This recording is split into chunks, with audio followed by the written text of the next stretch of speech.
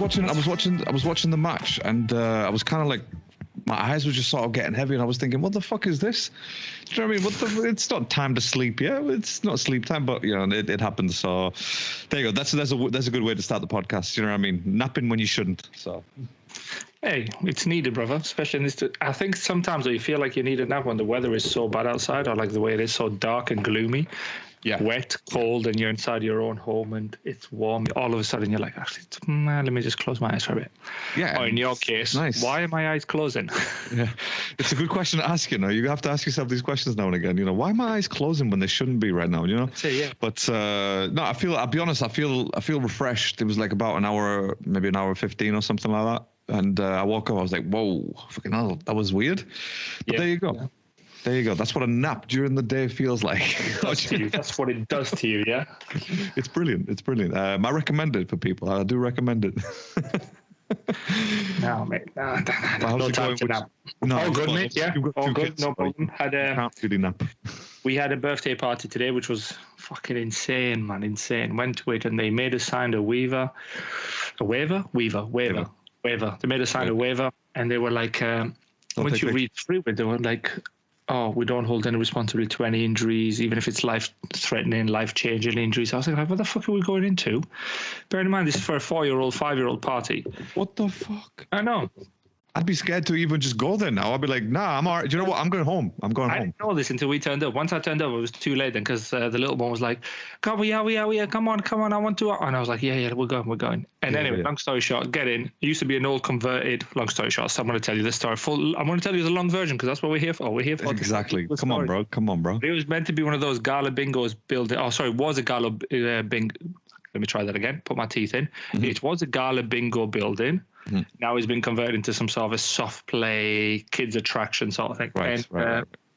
It was just, all it was just like a huge inflatable bouncy castle, like must have gone around. Like, do you remember in school the whole PE hall? Yes. But it must have been like that. It started from wall to wall, so like the full length of the PE hall, and then it used to do like a S shape going up. So you kind of start on one end and keep going. It was incredible. The downside was all ages were jumping in, and you can imagine boys who were 7, 8, 12.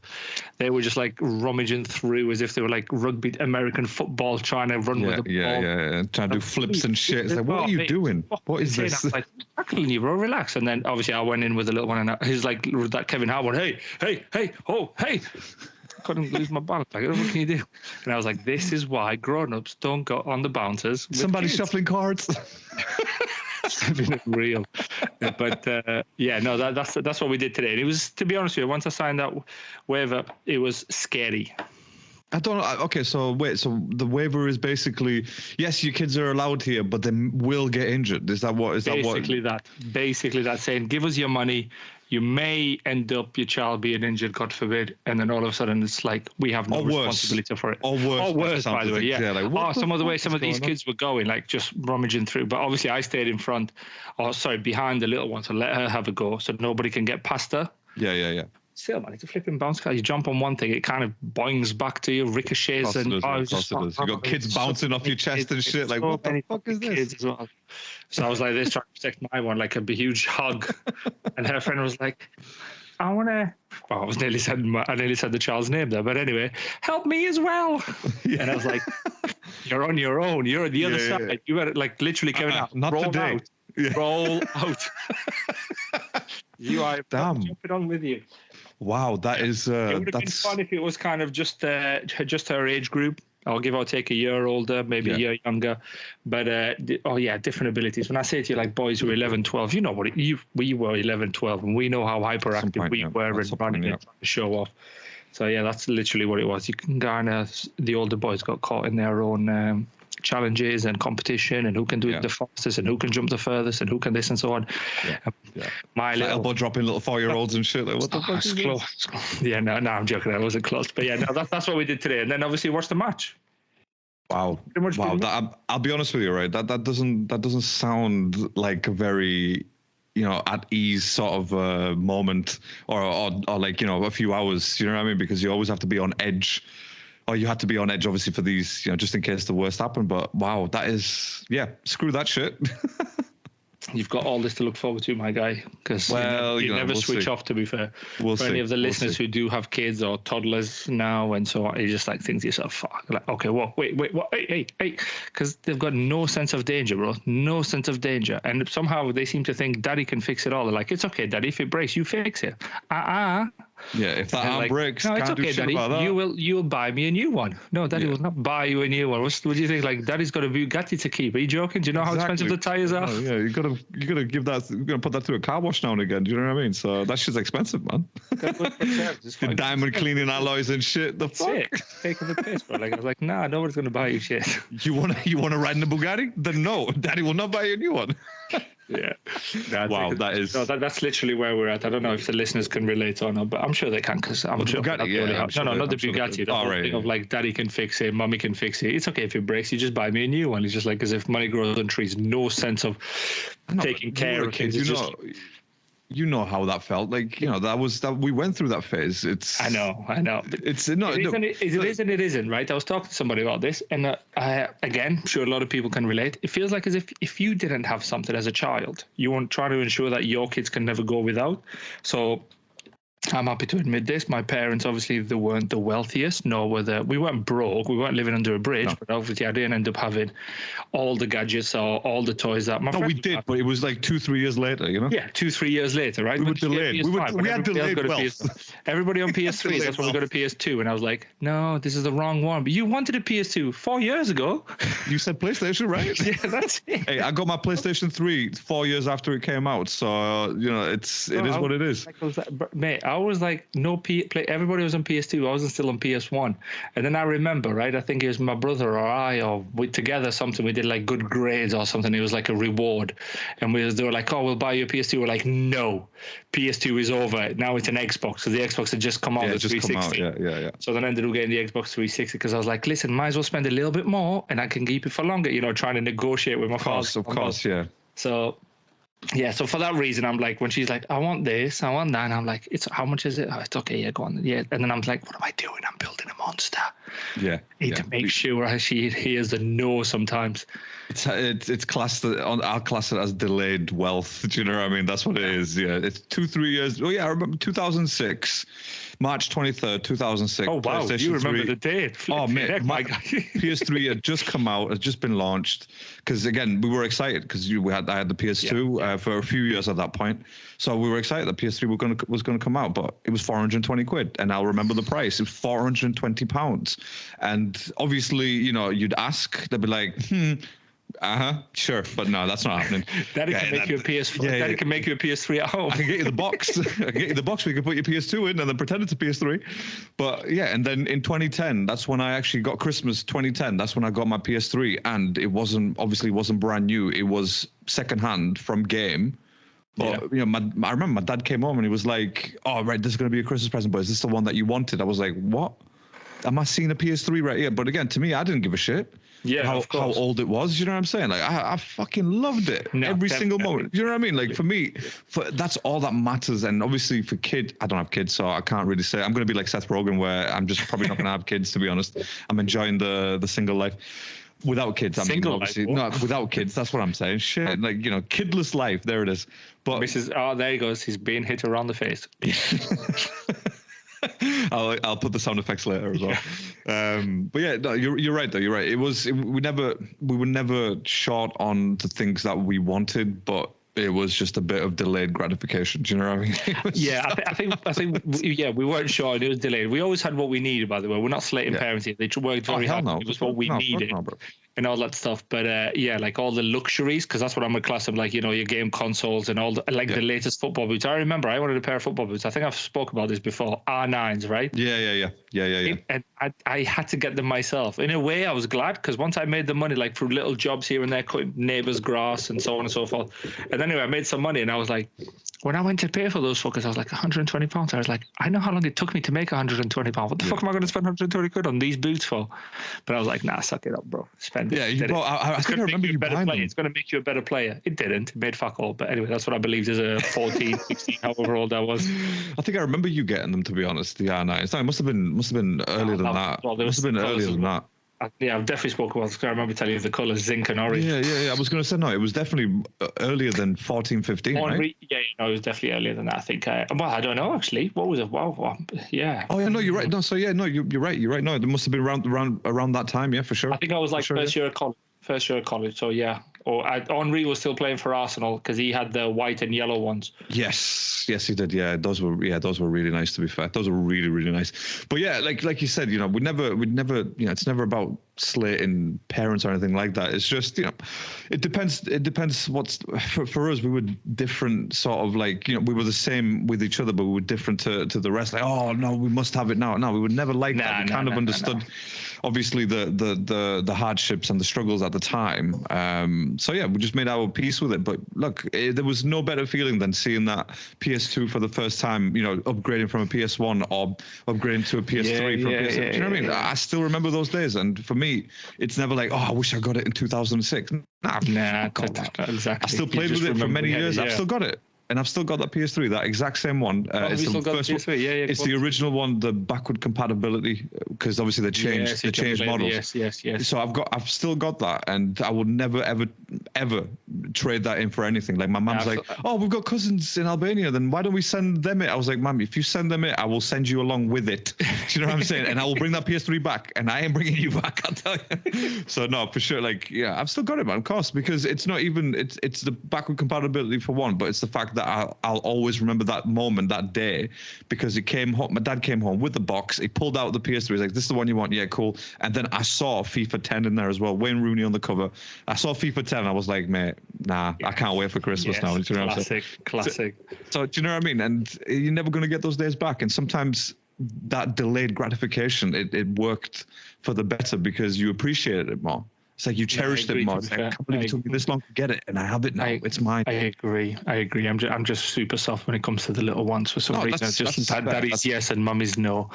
Like that. Sure, I'm like, yeah, okay. That's why she loves going. Like anytime we go out, I'm like, yeah, come with daddy, and then she's like, yeah, I'll come with you. We went to buy a present for her friend for the party today, and she went. She got a present as well. What about this one, Daddy? And I was like, yeah, that's a really good one. She goes, and I was like, for your friend? She was like, no, this one's for me. I was like, not for you. We're looking for your friend. No, for me, Daddy. And then she went, for the journey home, how about we buy some snacks? Nice. Yeah, how about we buy some snacks? And I was like, it's very determined and straight to the point, and I like that. Yeah, that's it. Straight to the point. You got to appreciate that. And I'm like, no. And then she's like, I would really like some rice cakes, some Snacker Jacks rice cakes. This is not an ad, by the way. That's what she likes. I'm like, all right, Dad will buy some Snacker Jacks ice cakes. This is the full Kevin that Cat Williams bit where he goes, Daddy will buy you the Jordans all day or the day, but if you were quicker in the Thomas or whatever the hell he says. Luckily, to be fair, it's really good. She's not really into kind of branded trainers or design. I feel like that's more for parents to put their child, their toddler, 4-year-old, 5-year-old, and they're like, oh, the latest Jordans or the Nikes. Like, bruv, she's into the Elsas and they grow out of them like that. When we went to Albania on holiday, my wife's like, let's get her a nice pair of trainers. So I bought her two because I found two pairs that I like. So I was like, fuck it, let's buy two. I got a pair of 95s. This is not me bragging, by the way. This isn't a balling situation. It's just like the little one I'm going to buy her. So I bought her those and I bought her the other ones. And I was like, look, she's got these here, but they're simply for holiday because by the time we come back, she's probably grown out of them. And by October, they no longer fit her. Yeah. And that's like, well, 3 figures, obviously. That has been spent on 2 pairs of trainers. And you think to yourself, now we love the Elsas, we love the what's I don't know what are these shows that she watches. Obviously a lot of Disney stuff, and I think it's PJ Masks or something like that. Like she loves shoes like that. You would all know, but the listeners will. And I'm like, all day, every day, every month I will buy you a new pair of Elsas for like £15 or £20. You know what I mean? Instead of like until you're at that age where you're not growing anymore, then you can buy it yourself. Don't you find it? I know we're not on football. Listeners going on, what the fuck are these two talking about? We're trying to see what the weekend preview is. But listen, don't you find it's quite sad when you're that young? You don't really care about designer or branded clothes. I use the word designer not because design has changed now. Now it's to like Moncler and all these other like 4-figure items rather than and fucking, all this bullshit. The Yeezys and shit. Right. But when we were younger, it was all about the Adidas and the Nike, wasn't it? Really, if it came to shoes, it was Adidas, shit, Nike. There's always branded stuff. And I'm always like, at what point does that transition happen where no longer you don't like the Elsas or the Pokemons or the Power Rangers shoes, you go straight for school? No, I like that Nike. Yeah, is it like secondary though, right?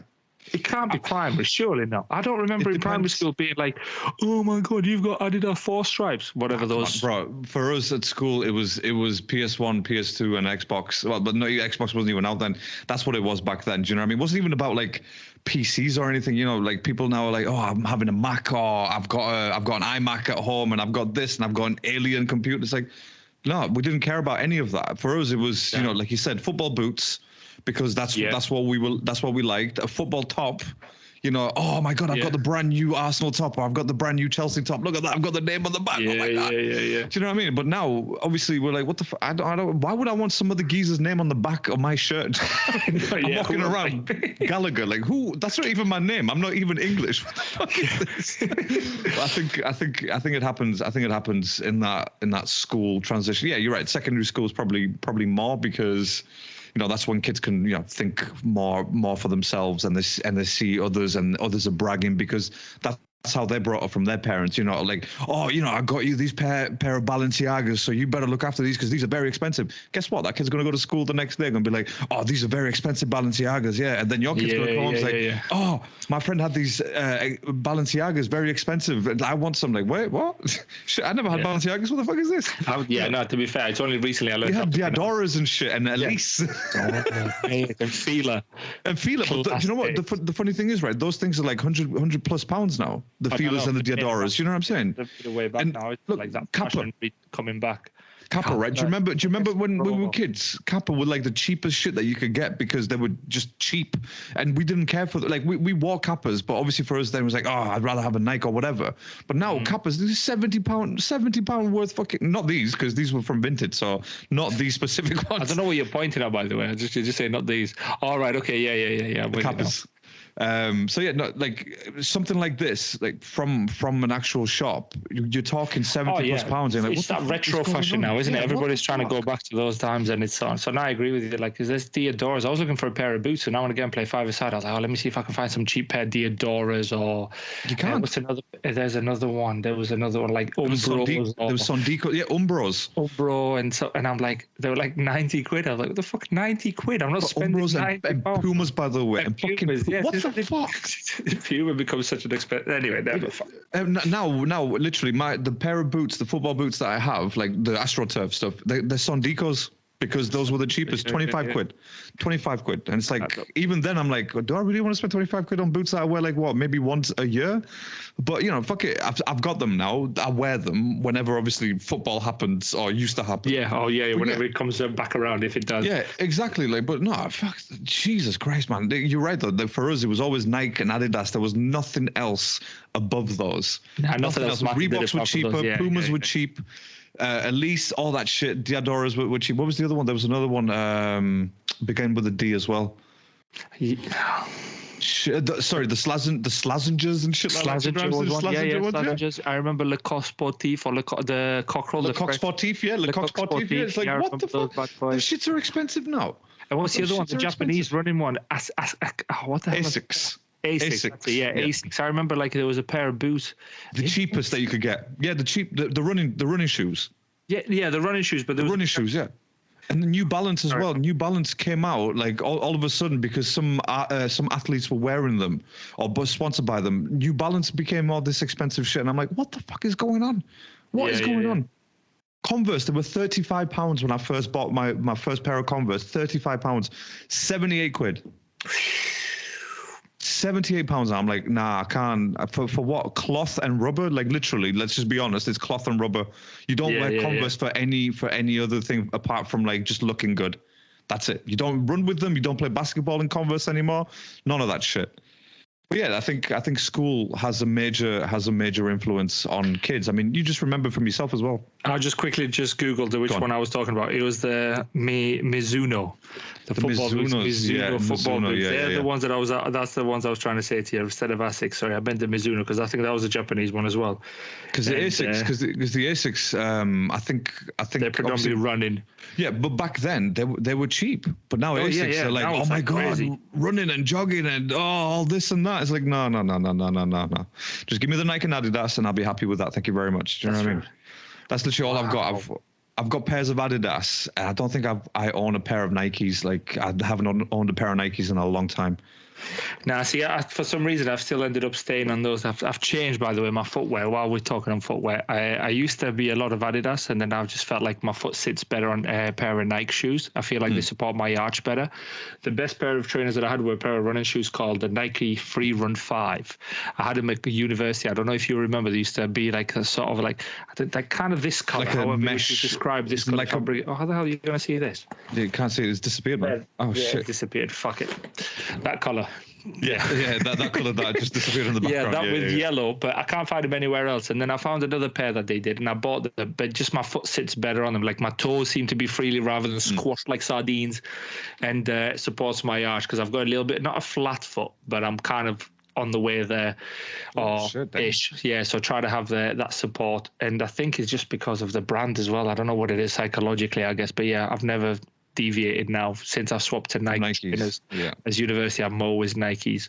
Do you know 95s as well, by the way. Love 95s are nice. Yeah. Love 95s, and I love the Nike. What's it called? The Nike ones or Nike? Ones, something like that. I think they're called. Oh, the Air Force ones. Air Max ones, not Air Force. Air Max ones. They're like a brick on your foot. They're Air Force ones.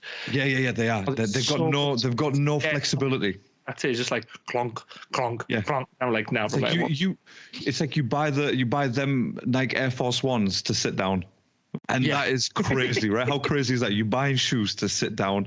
No, my favorites to this day that I've ever had were a pair of leather-topped Sambas.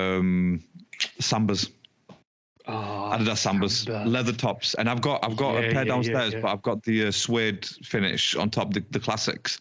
But the leather ones that I used to have, those were my favorite ever shoes that I ever owned, like trainers ever owned. Yeah, I got put off those trainers simply because I was playing with them. And I don't know if this has happened to any of the listeners. Is when we were playing footy, where every time I made a contact with the ball, like not full on laces, a bit just where your big toe is, that kind of like sort of 2 o'clock. If 12 o'clock is full on, and 9 o'clock or whatever, 3 o'clock is one side, you know what I mean? And then that's from then it just started to, I don't know whether it was just consistently because I was that good, consistent contact all the time. That's how you got your Bugatti, bro. They literally ripped. They ripped there. And mine ripped as well, yeah. Like, mine ripped from like for these shoes. Crossing mine, because obviously predominantly right-footed. Yeah, it's the crossing that did it for me. But again, I don't play footy in those shoes anymore because I've learned my lesson. Like even if I bought another pair of leather top Sambas, I would never ever kick a ball in them because it's like, no, why would I do that? You know, these are comfortable to walk in. Why the fuck would I do that shit? Yeah, but not shoes. I've got like, again, not like bragging or anything, but I've got such a big collection of shoes, but they're mixed match. They're not like, oh, I've only got Adidas or I've only got Nikes. No, I've got a collection of Converse, which I really do like. I like my collection of Converse. Yeah. And I want Chuck to add Taylors more. For the people over the pod. My Chuck Taylors, yeah. I love my Chuck Taylors. I really do. My sister got me these weatherproof ones. Oh, nice. So like obviously if it rains, you don't feel shit. And they're like sort of reversible in a way where it's like if it's cold outside, your foot stays warm. And if it's warm outside, the foot stays cool. Got that technology, yeah. Which so is like if it's warm, it's cool, I didn't even know that was a thing until she got them. I was like, oh my god, these are awesome, all black, and I fucking love them. Yeah, love them. But and one of my ex girlfriend, she got me a pair of ex-friends. Yeah, she got me a pair of Batman Converse, like proper original Batman Converse. Oh, they are. Again, I've only worn them once because, let's face it, I look ridiculous wearing, walking around with a comic book on my foot. Yes. That's what it is. We're just walking around with a comic book. All this misses is just the music. No. Do you know what I mean? Converse. Getting trained to work and people are just looking at your feet trying to read what's happening. Literally trying to read what's going on. Say to you, excuse me, can you change over? Because I need to know what's happening on the next scene. So can you just hop over? On my way back home, yes. If you're still here, you get to read the rest. But I've got those, and the laces, they've got like the yellow Batman logo all across them, which are amazing. Which again, why would I wear those Converse? Like, those are literally collectibles. Yeah. But yeah, look, collectible wise, shoes wise, it's the Converse for me, which I just fell in love. I found these. Anyway, look, let's not talk. Let's go. Let's talk about some football. I'm still just like, now though, don't you feel like as you get older, you feel like you're wearing more boots, like high toppy things for your foot to be more comfortable rather than style? Because like you think, Tim's as well, bro. Like I was wearing mine yesterday, and I had another pair that I've kind of exhausted. When I mean exhausted, bro, like I've put them together with Gorilla Glue. I've tried everything to them. People at work are like, what are you doing? Like, why are you still wearing them now? Like, because they're my work shoes. Like, it's fine. Like, if they get knackered, they get knackered. I don't really care. Whereas the other pair that my wife bought me, like, I think she bought them from 2 years ago. Like, they're in a box. I wear them. I take them out. I put them back in the box. I put the insole inside as well to keep the creases out. Keep it perfect. Yeah. And I wore them yesterday, and she was like, it was muddy, of course. She was like, oh, are you sure you want to wear them today? Have you seen that's taking the piss. That's taking the piss. Like, it's like, come on. Yeah, like, this is what you bought them for. Like, this is fine. Like, I choose when I wear them. In the sun, with flipping shorts. You're looking like a rap video out here. Do you know what I mean? In LA, eating a bowl of cereal or some shit. Yeah, that's it. Cycling shorts and an umbrella. Brilliant. Yeah, you go swimming in those bad boys. But I love the Timberlands as well, to be honest. Like I've got crazy expensive though, right? Let's be fair. Like crazy expensive. Unless they want to sponsor us, then yeah, man, I'm all for it. They are. Like, last thing I'll say on shoes, maybe last year or the year before, we went to maybe Shoe or Foot Locker, one of the two. I can't remember which one it was, right? But we walked in there and sat on one of the shelves with like Timberlands, but they were sort of a bit like high top, but they're more like trainers rather than boots. Right. And I swear to you, I fell in love with them, right? And that Christmas, my mum and sister, they got me a pair of Timberlands, not each, by the way, combined. Let's just, let's not go crazy, because they're that expensive. You literally need 3 people to chip in. You need to get a GoFundMe page. Yeah, exactly. That's what they did. But but then obviously they got me the proper boots, the high top boots. Mm-hmm. When I was like, yeah, these are lovely. Don't get me wrong. These are comfortable as shit. And you could walk up a mountain in those, no problem. But in the back of my mind, I was like, damn, I really wanted those Timberland trainers. You know what I mean?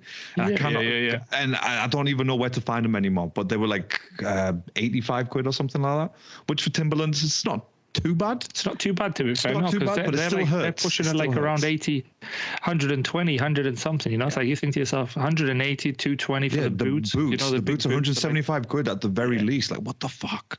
But anyway, like, Timberlands, love them shits. But we're not, we're simple guys. Yeah, that's it. Simple. Yeah, we're talking about 3 figures and a pair of shoes, and we're like, simple. Listen, simple guys. We are simple, but the things that we like, obviously, we work hard, bro. Sometimes you need to treat yourself as well. You need to know what you're working for as well. Sometimes it's not all about like, oh my God, I need to save. Of course, save for a rainy day. That's not what we're saying, but treat yourself as well, because you know how hard you work. What's nothing wrong with a little treat from you to you. Yeah. So I'm so glad I found Vinted, by the way. Honestly, Vinted is one of the and Vinted. I don't even know what Vinted is, by the way. I've never used it. Are you kidding me? You've never used Vinted, bro? Trust me. Don't go on Vinted right now, because don't do it, because you will literally not even pay attention to what I'm saying to you. Believe me. Go on Vinted. Ask your wife; she'll probably know what Vinted is. Will I be able to meet Martin Odegaard if I go on Vinted like you did? No, that was Marketplace. That was Marketplace. I don't even want to be on here. Let me close this tab down. I don't even want this tab. Trust me. Vinted, right? Like, you will get addicted, and I got addicted to it. Like I said, this Nautica top that I'm wearing right now that you can see the stripe. That's where I got it from. I got it from Vinted. Like, and these 12 quid from Vinted, brand new. But someone was like, they don't fit me, so I'm going to sell them brand new with tags. Like, what the fuck? Of course I'm going to pay for them. Vinted. Let me have a look at this. No, let's not do this. Let's not do this. Let's not do this. Let's talk some football, man. Let's. No, actually, we do need to talk some football, because my boys won again. I mean, come on. Come on, bro. Like, just say that tongue in cheek, really. You won again. You won again. No, you did. You won again. League. We're in 3. Well, I don't even know. Where are we even in the league, by the way? Because Man United drew today. I know Newcastle lost. As part of me, I was like kind of bittersweet. I wanted them to win, but then I remembered why I don't want them to win. Of course, for you, but for me, obviously, the opposite. Yeah, the opposite. Yeah. We'll come to the City Newcastle game, because that was, in a way, boring but exciting at the same time, or it got a bit exciting by the end. But I was actually listening to some of the predictions that we made on the previous pod. Yeah, I've got. My God, we were way off. So let's just rattle through some of the games, right? Yeah. We'll start off with Fridays. We'll start with Burnley Luton. I can't remember what my prediction was. You went 2-1, I went 1-2, and finished 1-1. It finished 1-1, so we balanced each other out. I watched bits of that match. Not really exciting. I thought it was going to be a lot more a lot more end to end, because they were fighting pretty much for the 6 points at the bottom of the table. But no, it just really wasn't. When Luton scored, I was quite excited. I was like, yeah, get in. But no, that's all it ended. It ended on 1-1. So, but and they scored 92nd minute as well. Yeah, well, this is what I wanted to ask you about, because they're talking about the penalty should have been a free kick on the keeper, and that was never given. Did you get to see that? Because I haven't seen anything on that. Because they were saying another controversial decision that should have been given or wasn't given. And I think so as well. Because when you look at it, it looks like he backed into the keeper, like he did it on purpose. He backed into the keeper, but yeah, I think that probably should have been a foul on the keeper. But it's VAR. Like, I'm not surprised anymore. It's just you have to make your peace with it and you move on, really. Yeah. But I genuinely thought that should have been a foul. But there's been some awful decisions which we will get into each game, especially one of the weekend for my team, because if it was the other way around, I'd have been fucking fuming. By the way, I don't know if did you watch any of the Chelsea match? No, I was actually out shopping with the wife, right, okay. So I didn't get to see any of the match. But obviously, the result, I was checking flash scores, like, yeah, okay, cool, just checking it, and Chelsea winning, bastards. But yeah, so it wasn't great though. It wasn't great, but we'll talk about it later. But yeah. For the game of that one, you went 1-1. It was a draw. It should have been a draw, really. I'm happy that we took the 1-0, another clean sheet. If it does anything for that back four, but yeah. Really, and then Newcastle.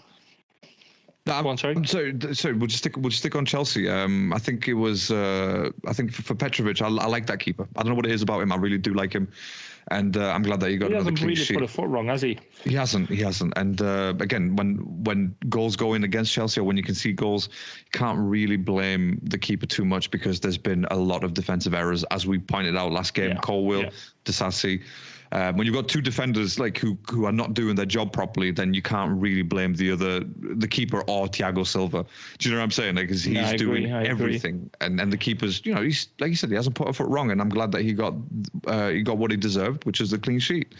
But obviously Palmer is he's getting a lot of penalties. Let's just be honest, he's getting a lot of penalties. But obviously, I know you don't care, because he's scoring. It's not so much he's getting them; the other boys are getting the penalties. He just seems to want to put scoring. Yeah, he's scoring a lot of penalties. A lot of penalties. While we're on that, to be fair, starting 11, I was a bit like meh. Yes, I saw your message. We discussed on the previous pod. I was like, really, these three boys can't play together. But tactically, they kind of said to Conor Gallagher, you do the running. Caicedo will sit back and just do nothing, just sit back, because not really won many balls for us. And then Enzo was a little bit more active, a bit more lively, a little bit more like what Enzo that we saw last year, where people were like, there's a good player in there. We can see flashes of it. But again, the main thing of any good player, you need people to run. You need options. There's no need to have the ball in the middle of the park and stick your hands to the side as in like, where is everyone? And we've seen Declan Rice do this for you guys. I saw Cole Palmer do it, Enzo doing it. Whereas yesterday we were getting numbers in the box. Unlike the Middlesbrough game, although we struggled to break them down, we were just like one or two people in the box, or nobody in the box. Or no one in the box, when Madueka's crossed. And then yesterday 4 or 5 people running into the box, nothing wrong with it. And I was like, okay, sweet. Chilwell's making a comeback as well. Hopefully he stays fit till the end of the season and he can finish the remainder of the season. So yeah, that's a big plus for us, because Colwill, as good as he was a couple of games in September, October time, he hasn't really offered much going forward, unlike Chilwell kind of can do both of those fullback roles. But then he gets injured, so you're going to have to take the good with the bad. Yeah, absolutely. So let's hope not he doesn't get injured anymore. But I think with that, sorry, Rick, with that starting 11, as we discussed on the last pod as well, you're screaming out for a focal point, which in this case, Breuer, and because look, it's not even the fact that he's a great player or whatever. He's just your only player that can play in that position who has some sort of not creativity, but has a bit of power, and he can finish the ball. Like once he gets into that position, he can finish it. Like unlike Nicholas Jackson, which he can make the run, but he doesn't have the end product. So again, I don't want to say, I'm not saying this to say like, oh, Breuer, he's the chosen one or whatever. No, but he is the only one that could do that job right now, currently in that Chelsea squad. You know what I mean? And Nkunku, which I didn't know, by the way, he got injured again. Injured again. A couple of weeks. I didn't know that.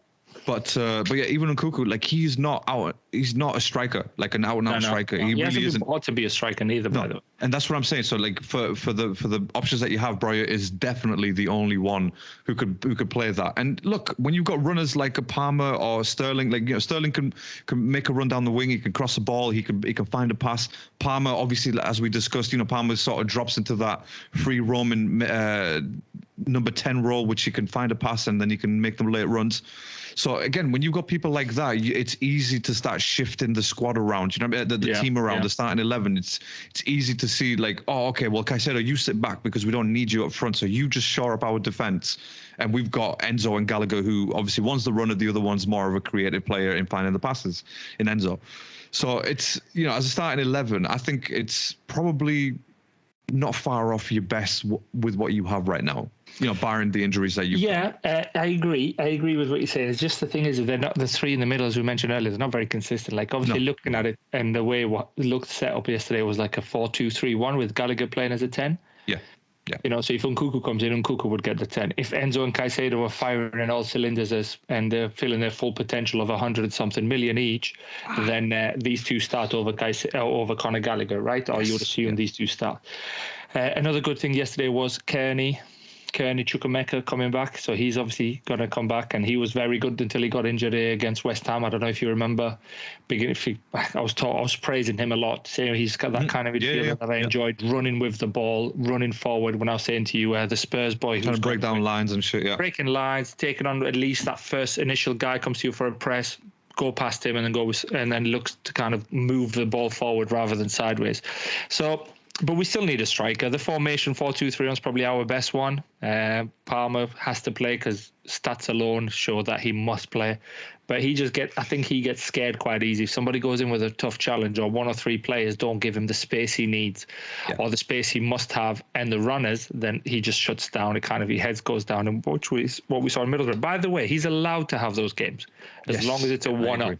As long as it's not kind of a, let's do this every one good game and an awful game. One good game and an awful game. That's not the Cole Palmer that we want. But statistically, he starts every game because he's scored. And he has to. Goal involvement. Yeah, I agree. I totally agree with you. And again, he is, well, he has been your best player this season. Yeah. Especially in that front three or front four or whatever you want to class it as, in that forward role. He has been the best, and you can't drop him for anything really, unless obviously if he's feeling a bit fatigued, then yeah, fair enough, you give him a rest. But then you'll struggle. Because who are you going to put in that? You're going to put Madueke in there? Like, what the fuck? What are you going to put Madueke in there for? No, like, Madueke, I was even surprised he came on as a sub, really. I would like to have seen Mudryk come on, especially when Fulham were looking for an equaliser, like leaving a lot of space behind.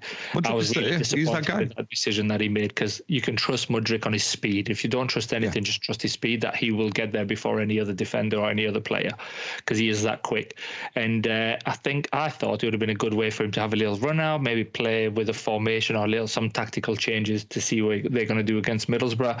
But he went with Madueke again. I don't know why. I really don't rate Noni Madueke at all. I think he's so left-footed. He can finish, don't get me wrong, and he can get a strike off, but he needs a lot of time and a lot of space, which is in the Premier League, you don't get time and space. No, absolutely not. And we've seen that with other players as well, who obviously trying to get a little bit more time. And it's fast paced. It really is fast paced, really, and the Premier League can ruin good players, from other leagues. It's like, oh yeah, this guy, and like Werner, for example. I saw Werner. It's like, he's still making shots, and it's like, dude, where are you sending? Are you sending that back to Leipzig? What are you doing, man? Yeah, I saw the stat for him today, but it was 5 shots, 0 on target. Look, we'll definitely come to that match as well. Yeah. We'll briefly touch on it, because I don't really care for either team, to be honest. But I actually sat down and watched that game because I thought it was going to be a lot more exciting than it ended up being. But yeah, with going back to Chelsea, in terms of what he put out, it's probably the best with what you've got. Obviously, Chilwell, you can't really put him in in the starting 11, because he still hasn't. He hasn't got up to speed. But I was surprised as well because I saw your message as well, he doesn't trust Mudryk, and for a second I thought okay, Mudryk's on. And he doesn't, it's clear why Pochettino doesn't trust him. But then now I'm looking, I'm like, shit, didn't even make it on the team. Didn't even make it on, mate. Yeah, didn't make it on. What the hell is going on? Obviously, you're the toughest critic for Mudryk, and even last week or week before, last episode or the episode before that, you were saying he's doing some good stuff. He's making some decent runs. You singing, not singing his praise. Oh my God, he's worth the 80 million, etc. But you were saying he's doing some good stuff, or he looks to be turning his game around. But for some reason, we seem to have players who make that turn, gain a little little bit of confidence, and then Poch is like, nah, not anymore, mate, sit down.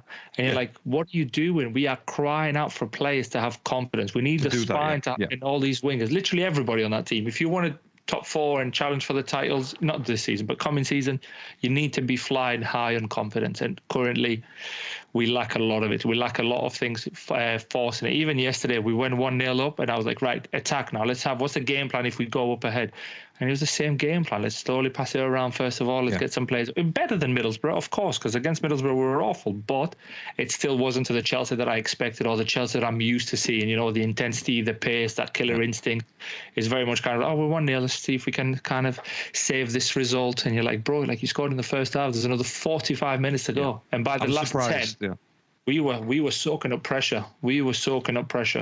And like I said, I was surprised that it ended up 1-0, considering the goal came just before halftime. The penalty came just before halftime. I was very surprised, and I was thinking, this is probably going to end up as a draw. I think that was the prediction, wasn't it? Yeah, you predicted 1-1, yeah. So, but look, at the end of the day, fair enough. Like, you score a goal. You didn't attack as much, but you soaked up the pressure. But you got to take, like I said, you got to take the good with the bad. And in this case, yes, you didn't obviously get a second goal or whatever, or trying to get a second goal. You didn't concede. So you got to. It's a balancing act, and it seems like you kind of figured that out, or Pochettino's figured that out. But again, there's still mistakes in his team selection, because, like you said there, Fulham were leaving a lot of space behind, and they were, by the time they were doing that, Sterling would have been tired, Palmer would have been tired. Obviously, Madueke came on, but shit, the fuck, you might as well put me or you on, and we could probably do better. We could have a better chance. Madueke is something Mudryk was. Do you remember when I used to say Mudryk is so predictable? Madueke is predictable. Everything is on that left foot, and it's not like Palmer. Palmer seems to get everything on his left foot, but he does this thing effortlessly sometimes. It's just like defenders think he's going right, and he ends up going left, as if he makes defenders forget that he's left-footed. Madueke just tells you, like, telepathically, and it shows you, by the way, I'm going to pass to him 3 miles away. By the time he crosses the halfway line, it's like, bro, shit, man, can you just at least attempt to do like a little do like something? Me or something. It was nerve-wracking end of it. But another thing to chat about, as I mentioned at the beginning, was the challenge. I don't know if you saw the highlights. I've seen the challenge. No, that Gusto did. Dirty challenge. Gusto, was it? He should have seen a red. I'll be honest with you, he should have seen red, because but luckily the referee, for us, lucky for Chelsea, didn't get sent to the monitor, gave it a yellow and left it with that. He clipped the ball. Don't get me wrong, he touched the ball a little bit, but he just followed it right on the angle. Follow through. We've had players who've been sent off for that. Looking at an interview, what Pochettino said, he goes, I didn't argue with the one against Aston Villa because that was a red, but this one was a yellow for me. It wasn't a red. Whereas Marco Silva was like, what is going on? Clearly. Yeah, I'm sure he was like fuming, to be fair. But at that point, it was nailed, by the way. It could have been a different result. Chelsea with 10 men. Oh, I agree. Oh, what a save by Petrovic, by the way. I'm just watching some of the highlights. My God, what a save that was. Incredible. So again, he kind of deserved it. He kind of deserved the naughty from Gusto that. Do you see seen that? Do you see that, Geese? Yeah, that's I can't believe he never even got sent to the monitor because of that. He got the ball. Yeah. Willian's heel was planted as well. Oh shit. That looked nasty, and I'm very proud of that, because you've seen players off because of that. You know what I mean? Dangerous tackles and whatnot. But there you go. Look, at the end of the day, you got the 3 points that you needed, and you still sat 8th, I think. Are you sat 8th? No, we dropped down to 9th. We were 10th. We moved up to 8th. United draw moved us down. That's right. Yeah, the United draw, wasn't it? So that really there. Well, yeah, screw Spurs as well. But so look, I think my prediction on where Chelsea's going to end up, I think that's going to come true. To be honest, I said somewhere between 7th and 9th, didn't I? Did I say that? 7-8, I think you said, and then you. So that's I'm happy with that prediction, to be honest with you, because again, you're going to get games like this where you win 1-0, but then you're going to get other games where again that 1-0 is not going to be good enough, and then you'll end up or even drawing like right at the death of it, and it's just going to be heartbreaking. But yeah, overall, I'm guessing you weren't really that happy with the performance. Just look, just not overall. listening to what you're saying and how you're saying it. I'm Yeah. not, obviously, I don't have the enthusiasm in my voice. I'm not like, oh, we did this, because, like I say to you, like I watch football, and yes, we win, and I'm happy with a goal and get in. And great finish by Palmer, by the way, to kind of like, let's just shout out to him. The game that he had against Middlesbrough, the sitters that he missed against Middlesbrough, to take the pressure on, to take the penalty at Stamford Bridge, to be like, no, dude, I can do it. Such a young lad with such a kind of like mature head and a lot of balls on him to be like, you know what, I'll take this. And he took it and put it away. So well done to him for that. But yeah, overall the performance was a bit weak, and the penalty was weak as well. If I'm totally honest, like it was like the Bruno Fernandes penalty against Wigan, where the leg was coming and just leave a leg dangle there, but not even enough to get contacted. It's more like you just get grazed by the leg and then go down. It was a Sterling penalty. Yeah, the Sterling penalty was really, really weak, and it went for us, and I'm like, yay, let's have that. But being realistically, as a football fan and without my Chelsea hat on, I hate seeing those penalties get given, because you can stand up, but then it's a very grey area of like, how forceful must the challenge be in order for it to be a free kick or a penalty? Where do you draw the line? You know, like, oh, that was a graze, but that might not. It goes back to the Jota penalty, isn't it? It goes back to the Jota penalty, where it's like, which it shouldn't have definitely 100%, million percent. It should never have been a penalty. But you're absolutely right. That's where VAR needs to step in to be like, look, mate, his elbow hair kind of grazed the top of his shin pad. The guy took 2 more steps and then fell over. That is not a penalty, right? That is not contact. Okay, that is not contact. Do you know what I mean? They're making it as if like it's so the alien contacts came down and like Yeah, if a player takes 2-3 steps, it should not be given a penalty. Like, you can, like, what are you doing? Even if it takes 2-3 steps and they're really trying to stand you, we've seen that happen as well. We've mentioned it on the podcast. Where it's sort of like falling. They're like falling over and you can down. And that doesn't even get given, because they're like, oh, you took a shot. Like, but that should have been a penalty, because completely knocked him off balance. Whereas the Jota one, he took 2 steps. He's like, what am I doing? I've captain Salah on FPL. I need to go down. Yeah, I need to go down. No, you're right. So it's kind of like getting punished. The players are getting punished for being too honest. Yeah, the honest players gets punished, and the ones which is crazy. And the acting and the diving, then obviously they're the ones trick the ref and which I don't want to see from players like Jota, because I really like, we praise him every single podcast, and he's so good. He's a game changer. I think he's a game changer. So yeah, I definitely don't want to see that. But I'm glad that obviously the fairness is coming out. And this is what I mean when I say on the group, I'm a fair guy. Like when it comes to judging penalties, and even for my team, it's like, what the fuck was he doing? Get up, book him for that. Do you know what I mean? If Saka goes down and it's shit, book him for it. Because again, I don't want to see that crap. It's a waste of time. And again, you just basically what they're doing is you just sort of stopping that momentum because you decided to fall down and ref. Like, nah, just stop it. Stay on your feet. Try and fucking shoot them up. Is what gets mimicked at Sunday League. Not that I get to watch all the matches in the league, but I've seen some interviews where players, coaches and parents say they're doing what they see on the TV, the whole ref.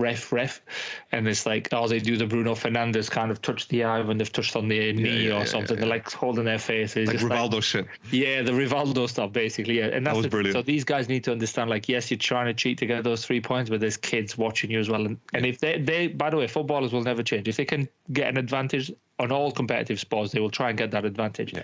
But it's up to officials to be like, nah, that's not good enough. And to be fair, the referee allowed a lot to happen for Chelsea. He was like, there were some challenges we thought like, is he going to give it? And he just didn't. He was like, get up, keep going, crap. Yeah. And I was like, do you know what? Good referee in there. What's his name again?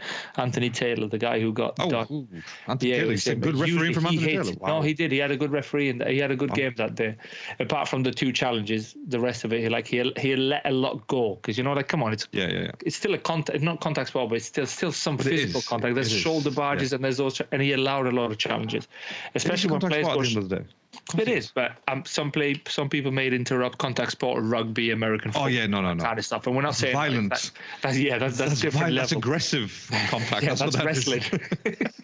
almost, mate, almost. But yeah, no, I totally agree, and I think the footballers, they have a responsibility to the younger generation. And again, now you get players like Anthony and Garnachos and shit like that. Like, oh, look at me, I'm just falling over. Ref, where's my? No, what the fuck, bro? You claim to be from like the favelas of Brazil, where you literally will get shot, and you're telling me a graze on the fucking laces puts you down like that? I don't think so. Get up. Here's a yellow for you. But one thing on that, and we'll move on if you have nothing else to add on Chelsea. One thing on that is, the rule changes, like, the sort of referee rule changes.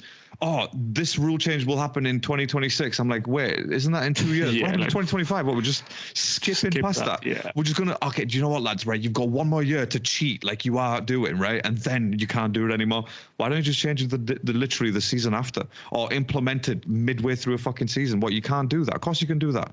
You know, a 2-week break or Christmas break or whatever it is, right? International break. You come back, by the way, we've got new rules introduced. There you go. You fall down like that again, you are going to get a yellow card. Do you know what I mean? There is absolutely no question about it. Like VAR, for example, you know, all these rule changes, like, you know, with is the ball over the line or not, or what classes as a handball, and, you know, where, you know, natural arm positions and all this. Like, what the hell am I meant to do? Just put my hands in my pockets. Yeah. You know, those can change very quickly. Like, you know, after an international break, you come back, you're like, right, okay, we saw what happened just before the break. You can't do that anymore. Now it's changed. It takes seconds. Yeah, seconds to change it. Do you know what I mean? And I don't agree with this, like, oh yeah, we've got a massive rule change in 2026. Fuck that, mate. Do you know what I mean? 2026, and Man City have won it twice since then because some cheating's going on. And again, I don't give a shit about 2026. Like, let's just be honest. I don't know what's going to happen in 2026. Will I not be here? I don't know. Like, let's just be realistic. I want to see something now. Exactly. Yeah. Like, the future's not predicted. The future's not guaranteed, is it? Exactly. So yeah. No, I'm with you 100%. These rule changes, I say, it's going to come in this play now. Like, you think, why so far ahead? Like, what's happening to in a couple of months or at least next year? Oh, because the higher ups haven't made money yet. They haven't made the money yet. That's exactly what it comes down to. And sometimes, speaking of the higher ups on a quick detour, is I feel like all these other clubs who are getting taken over by billionaires are really being handicapped because Chelsea were allowed to spend X amount of money however they liked when Roman came in. City were the same, and so on. And now you think of Newcastle, and they're like, nah, you can't do that. You got to live within your means. You got to do this and spend within your means. Sorry. So sometimes I feel like there is some slight cheating. It's that hierarchy, isn't it? The elite trying to get their own way again. But just to add on Chelsea, obviously happy with the victory. Just finish it up before we move on. And our next game for us in 10 days' time is that second leg against Middlesbrough. And then we play 3 days after in the FA Cup. Yeah, that's going to be tough. That's going to be really, really Villa tough. At home. So 2 home games, really. But against Villa at home in the FA Cup. So see Villa either they will try to kind of like push for the league and maybe try to get a Champions League spot and put all their eggs in that basket, or they're going to another Premier League team. They may think, actually, you know what? Let's go to Stamford Bridge and win this bastard and knock Chelsea out of the FA Cup, which I hope it doesn't happen. But no, I think that's tough. Listen to this: 3 fixtures: Tuesday 23rd, Borough at home. So that's Middlesbrough second leg. Friday the 26th. Is Villa at home, and then we travel to Liverpool on Wednesday the 31st for the Premier League again. So that is some tough games for Chelsea. So wait, Tuesday and Friday? No, so yeah, Tuesday, Carabao. 23rd, yeah. And Friday, then 26th. 26th FA Cup, and then 31st Premier League away to Liverpool. So effectively playing less than 10 days, we're playing 3 matches. 9 days. That is crazy. No, 8 days. Why would they do that? Tuesday and Friday? Surely that's not a real thing, right? Tuesday, Friday, Wednesday with a travel in there as well. Wow, that is incredible. I don't agree with that. And this is why stuff like the Super League, if it ever happens, like, which again I'm not against, by the way. I want to see some more football. We've said this, haven't we? But the only way I would agree to the Super League is if you get rid of this fucking bullshit, like EFLs or international fucking friendlies and nation leagues or whatever the hell it is. Yeah, like pointless stuff. Get rid of that shit. No one wants to see that. No one cares about a Nations League match. I've never once, me and you, we kind of take a break during the international break when it's Nations League. Like, we don't give a shit. To be fair, we were doing that at the beginning, weren't we? We were doing a little bit of England and stuff at the beginning. They were like, nobody was interested. Nobody was interacting with that. Even we found it boring talking about international because it was all predictable for England's side of things. So, yeah, I think what they need to do with stuff like that is on the summers that there isn't any football, get the national teams together and be like, right, we're going to play the international league tournament. We're going to have a month of friendlies. Every 4 days, 5 days, you can play a friendly. Get all your friendlies and then make your decisions from there. Because this is not. I like that. As a consumer, I'm like, oh yeah, loads of football. But as a guy, a fan for a club that is really struggling and lots of injuries, I'm thinking like, fuck. Tuesday the 23rd football, Friday football, 31st football, 4th football. So that is wow. And 4 games in a space of 12 days. And the trouble with that is, obviously, especially with Chelsea, is the fact that how many players you have injured already. And with that sort of, again, these are young players at the end of the day. Like, obviously, people will say, oh, but they're young, they can go on. No, they are young. Their muscles haven't developed to the full potential yet. And what the FA is doing, or the UEFA or FIFA or whatever, what they're doing there is they're kind of hampering their development, and they're sort of pushing these players to get injured. Really, that's the way I look at it, because but like they don't care, do they? Well, you're getting paid, so crack on, and that's it. They don't really care as long as it's. If that's the excuse, then, lower the wages and lower the game time. Like, I'm serious, lower the salary and lower the game time. Have a salary cap on what the players can earn, and then we'll see how committed they are to what they're doing. Because, like you said, we've talked about this so many times. Young players on 8-year contracts and getting close to 100,000 a week. Come on, tell me where the commitment is. Tell me where the motivation is to play football there. Like, seriously, there isn't. It's not happening. There isn't one at all, is there?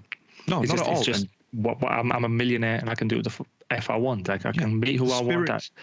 The spirit of the sport has unfortunately been sucked out of the sport by the money, and that's just the way it is. Like, remember back in the 90s, early 2000s, we never had these problems. Bergkamp was signed for £16 million. Like, what? £16 million? Should they sign in youth players for that now? Yeah, do you know what I mean? Like, and that was record breaking back then. Like, oh my God, Wenger, he spent £16 million on a guy from Inter Milan. It wasn't even Wenger, sorry, like before Wenger, wasn't it? Yeah. 94. So it's like, oh my God, 16 million. But again, now that's literally nothing. A player gets 16 million in a year.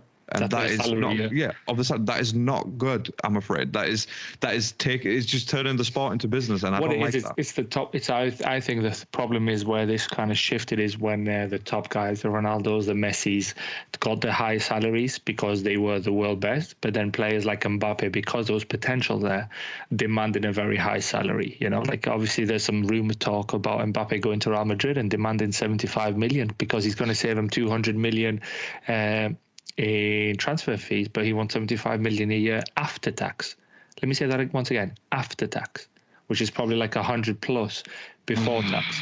And he wants that. Now you think to yourself, like, if Mbappe is getting that and you're a player, let's say you and I are doing this podcast and I venture somewhere else and I'm doing mine, and then you say, like, I see you or you see me getting 100 million, you're like, hold on a minute, like, if Ricky's getting 100 million, at least I want 25 or I want 50. And this is how it slowly starts, and players and agents will be like, listen, I can get you more money. And in a way, it's get it, because if they're making 6 billion on this Premier League deal, if you're the top guy for your team, they've got plenty of money there. But the only problem is, be humble with your money and continue to perform for the shirt. Like, I'm not against you making money, because if the business is making 10 billion a week, I would like to have 100 grand of it a week, which is what, at the very least 10%, 1% of it. If I am the top guy, if I want 10 million, 1 million, less than 10%, which is 1% actually. So it'll be 1% on 100 grand. And if that's the case, then if I'm the middle guy, not even the top guy, if I'm the middle guy at the company, I would like 1% of that week's earning. If I am that good, I'll play it.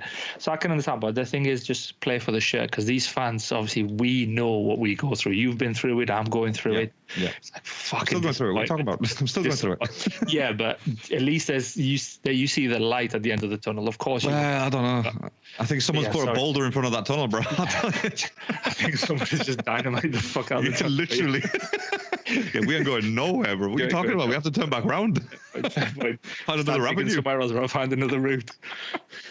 But yeah, no, I totally agree, and I think it needs to change, because look, at the end of the day, I want to watch football. Like, that's all I care about. I want to watch football. I'm not making any money from watching. I'm not a betting guy. You're not a betting guy. So for us, we have no monetary ties to any of this, apart from when we spend money on a shirt now and again. And we're not even buying shirts every season, because why would we? Like, again, what am I going to do with a collection of fucking Arsenal shirts? Look at this kid. When I have a kid or whatever it is, look at daddy's collection. So what? Did you play for them? No. Well, what does it matter? Are they signed by anyone? No. It doesn't matter then, does it? Like, why do you have it's just another top with a badge on. Just another top with a badge. So again, for me as a fan, and majority of the fans out there, we just want to watch football.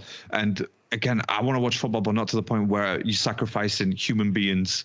Do you know what I mean? Where let's face it, footballers are kind of like modern day slaves. That's literally what they are. They don't know. They don't get to decide where they want to go. They think they do, but they don't.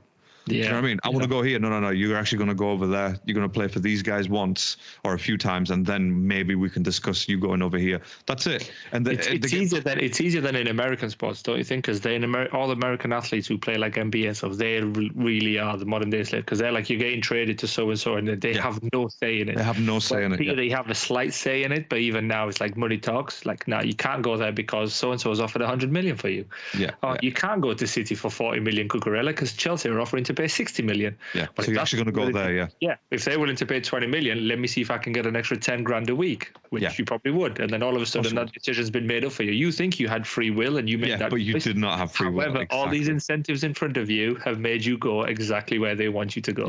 Yeah. There was a basketball player called Gary Payton, and he played for Seattle Sonics back in the 90s, and he was one of the best. Like, he was one of the best sort of like stealers in the game. You know what I mean? They literally called him Gary the Glove Payton, right? Wow. And he said on an interview, which I heard recently, he said basically, he goes, the owner, I didn't even know I was getting traded until someone came in the locker room just before that particular match. And he said, oh, I heard you're going to, I think it was like New York or something like that. He was like, what do you mean? I'm not going to New York. Yeah, I've just heard that you're going to New York. And then he goes, yeah. And then I have a chat with the manager, with the owner. Yeah, I was getting traded to New York. So he's like, I was getting ready to put my Sonic shirt on, go play this match. And then all of a sudden I'm getting told by some other geezer who's got nothing to do with this. Yeah, who's like, just overheard. I heard you going to New York. Like, what the fuck you mean? So again, you're right. It is. And look, the thing is with American sports, I don't get where the competition comes from, by the way. Where the fuck is the promotion? Where's the relegation? That is competition. I don't care about this East v West and this conference versus that conference. Like, bro, like, hang on. It means nothing. If you're a bad team, so you just stay in the league, basically. You just stay where you are. You just stay in the league. Then, but where is the point in that? Do you know what I mean? And then you get celebrity. And anyway, look, American sports. You sound like that show Ted Lasso that I was watching when he goes like, wait, you get relegated? Yeah, shit. In America, we don't do that. You just stay where you are. So no. I don't get American sports either. I don't get it. I really don't. Like with basketball. No, I get the sport, but I don't get the method of the competition. How the competition is made up of, and then they're the champions of that team, and then of that country. They're like, oh, we're world champions. They're like, bro, what are you talking about? Baseball. Oh, baseball world champions. What are you talking about? What are you talking about? World Series. You're playing other states. How about you just say like you're the United States champions and leave it at that? I've never seen a baseball World Cup. Cricket, I've seen a cricket World Cup where literally international teams play each other, and then you get to be crowned the World Cup champions. The world champions. But in America, like, with the NBA, like, how are you world champions? Right? No, you're NBA champions, right? That's your association. That's it. You are that champion, okay? Until you go play internationally, which obviously they do now, which FIBA, and again, FIBA is not even close to the NBA. Do you know what I mean? FIBA's supposed to be this, like, it's literally the FIFA of basketball, and it's right there in the name. But yeah, and the worst one is, last thing on this, the worst one is American football. Like, we are the world champions. What are you talking about, bro? The only country that plays, bro. Literally the only country that plays this sport. Are you kidding me? Go play rugby, and then you could class yourselves as the fucking world champions. The American football, and it's like the name, it does exactly what it says on the tin. It's American football that's only played in America. Yeah. That's why it's called American football, professionally. Like, it's a sport that's, I don't know. Yeah, I always thought about this the other day. I was thinking, if they get these coaches, like Saudis do, getting all these great names over, like the Ronaldos, the Benzemas, and so on, to kind of boost up their football. And I was thinking, like, maybe like they just start thinking, or like the Russians, or somebody gets money and says, let's get Bill Belichick on here and then trying to start a team, because it's got to start somewhere. Have that snowballing effect, a couple of years, a decade, and then all of a sudden have, like, I don't know, like America versus America versus France, England versus America, etc., and so on in American football, and then see, are they the best? Are they not the best? Because in NBA, they are the best. We see it every 4 years at the Olympics. That's not even debatable. It's not even up for debatable, is it? Because the sport has had so much investment from such a young age. You know what I mean? Like, some European teams come close, but not. It's an American sport at the end of the day. It's an American sport. Yeah, it's invented in America, and that's where, like you said, that's where the investment happens. From day one. But the good thing with basketball is the fact that they played in the Olympics, and they do have a basketball. A World Cup? Do you know what I mean? They have the FIBA World Championships, which is fair enough, because then you get the best players from America versus the best players from Europe. fair dues, or from the rest of the world. That's fine. I agree with that. And obviously, you know me, you've known me for a long time. That's a world competition, yeah. Yeah, I love basketball. I always have done. So like, I understand that. But then when you got baseball, which is literally played in the United States and Puerto Rico, it's like, what the what? Puerto Rico, right? It's not even a real country in a way. It's literally, I'm not saying that to be dismissive of Puerto Rico, but it's literally a territory of America. Do you know what I mean? It was for a while. That people thought it was going to be the 51st state of America. Do you know what I mean? Puerto Rico. So it's not a world, and you need to stop that right now. But I agree with you, NFL wise, American football. I'm not saying there isn't people overseas who love watching it, who love playing it, but not to the level, you know, for it to be classed as the world championship or the world champions. You know what I mean? So, or the Super Bowl, like, we have the most watched. No, you don't. Like, have you seen how many people watch the World Cup final? It's like triple, quadruple your numbers. It's not even the World Cup final, even the cricket World Cup. I think it's India versus Pakistan in the cricket or something like that. It's like insane. And you see this now where podcasters in America and obviously here in the States, in the UK as well, not just the States, are talking about like, do you know how many followers has LeBron James got? 60 something million on Twitter or Instagram or something like that. Like, this cricket, that's it. Yeah, like 300 million or something. 300 million, yeah, like exactly. Insane. And it's like a third of the population. Yeah, there's a third of the population of India. I'll be honest. I'll be honest though, I don't mind cricket. For a while, I didn't understand it, but obviously it's been explained to me over time, and I've watched a few matches, especially in the World Cup that was last year. Beginning of last year, I watched a lot of cricket, and I enjoyed it. I really did enjoy it because, again, once you understand the sport, you kind of enjoy it more because you start thinking tactics. Like, why isn't he doing this? Why are they so spread out in the field? Why don't they come closer? And then something happens. You think, I get it now. That's why it doesn't happen. The ball is played, isn't it? Like exactly. The ball, is it fast spin or like is it going to be a spin or is it going to be like a fast paced one? Yeah, I played cricket. At my old job, we did a company versus company, and they were like, I loved the batting, got to field, and I was just like, I stood there for a while, just absolutely doing nothing, like literally nothing, because the ball never came my way. I was just there like this. I used to love the rounders, which is like the closest, I guess, to baseball. To baseball, school, you know what I mean? Underhand, isn't it? Underhand. Underarm, yeah. There was nothing else there, underarm.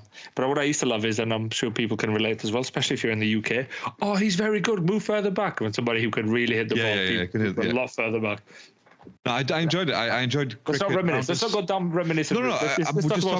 We're talking about the sport itself, isn't it? Really, and rounders, cricket, baseball. Like I genuinely, I really, really like baseball. I get it as a sport.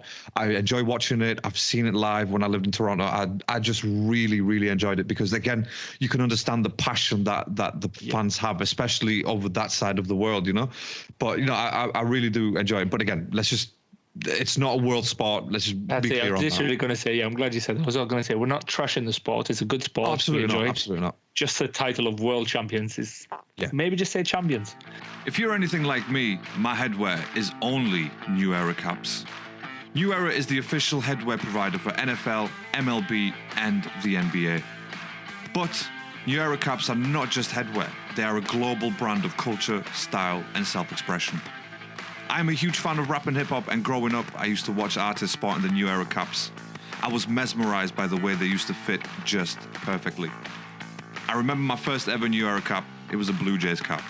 I lived in Toronto, so it had to be. My favorite from my personal collection is my LA Dodgers. I have two different versions, fitted and the 940. What I love most about New Era is the quality of the product is second to none. I refuse to wear any other brand caps when New Era is available. So if you want to dress like your favorite sports stars and musicians, visit the official website neweracap.com and use the code TASHMIKE at checkout for 15% off. That's neweracap.com and use the code TASHMIKE for 15% off. NFL, I get it, and I understand the sport, but I just don't really care for it that much, to be honest. There's too much stopping, I don't like it. Yeah, that's it. I only like watching the highlights, I'll be honest with you. Yeah. I'm the 10 same. 10 minutes, I feel like as if a 4-hour match can really be put on 10 minutes, and this 10-minute highlights reels, or like half an hour match. It could be a half an hour game because of all the stoppage. That's why I used to watch the Super Bowl, but 4 hours, there's just so much swapping and changing. And at the time that it's on as well. Yeah. But I think I'm with you on the stop it for NFL. Like, you kind of get in some momentum, and they're like, right, timeout, and we're having this. You're like, well, what's happening now? It's like 3 minutes away. Let's watch what's going on. Defensive line comes on, and then you've got the Super Bowl. For example, you've got the Super Bowl halftime show, and I'm like, fuck me, that's like 45 minutes. That's literally a half of football. Like, and this is why.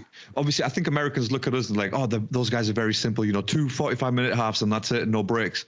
Yes, it's a sport. Like, I'm not, for us, it's a sport. It's not really entertainment. Like, obviously we are entertained standard, but it's a sport. Do you know what I mean? It's a sport. That's it. Whereas NFL, they treat it too much of entertainment. Oh, every 2 minutes we have to have an ad break. Have you ever watched NBA, like any of the NBA matches that are on? I've stopped watching it simply for that reason. A long reason. time. Yeah, exactly. Because it's like, oh, so during a 20-second timeout, you've got like a 2 minute, you've got a 2 minute advert. I'm like, wait, wasn't it supposed to be a 20-second timeout? Like, how do you work that out? Are we still live? What's going on? Yeah, what's going on? Like, but yeah, no, obviously for me, it was a slam dunk competition back in the day. But anyway, enough reminiscing. Let's go back to football. The next match that obviously was the Newcastle Man City match. Did you catch any of that, by the way? I caught bits of it. I didn't get to watch all of it from the start, but I watched. I saw all the goals. I even put on the text because it was before City scored. It was just I even messaged the boys did on the group chat, and I said it's just so boring watching City. This whole tiki-taka keeping the ball. And by the way, that Bernardo Silva finish was incredible finish. I'm not taking anything away from it. But I feel watching City is the same as watching Barca back in the day when they won everything. It was amazing that first season. I was like, wow. And then second season, I was like, incredible. You're like, wow, amazing. And then I'm like, meh. It's like watching your friend who you meet for the first time and like, oh, I've not seen each other, and do a backflip. You're like, fucking hell, dude. How the hell did you do that? You're amazed. But every time you meet him, he does a backflip. You're like, all right, mate, relax now.